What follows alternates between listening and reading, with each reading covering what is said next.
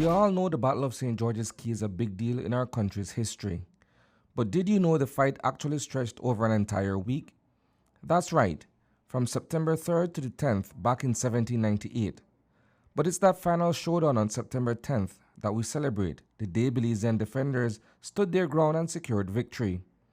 It cemented Britain's hold on this territory and set the stage for what would eventually become British Honduras, the Belize we know today. 227 years ago, on the waters of St. George's Caye, a small band of Baymen and enslaved Africans stood side by side to defend the land that they believed in.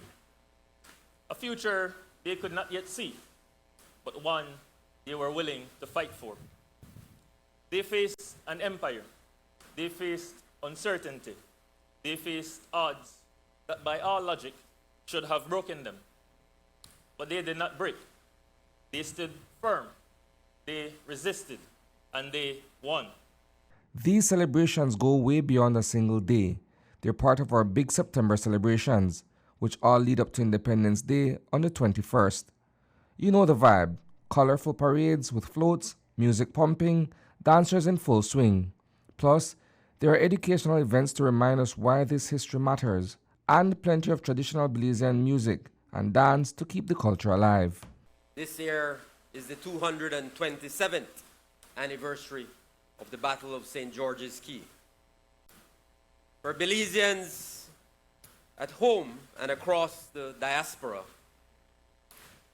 September is a month of celebrations, a month of festivities, a month of culture and carnival, a month of pride and patriotism. On September 1st, we observed National Flag Day, proudly raising, flying, and waving our Belizean flag. On September 3rd, we presented the Creative and Cultural Excellence Awards to 8 outstanding Belizeans who are working to protect, preserve, and promote our culture and history. And let's not forget the pageantry. The crowning of the Queen of the Bay is always a showstopper, and those military parades, they add that extra touch of tradition and pride to the celebrations. Hear ye, hear ye.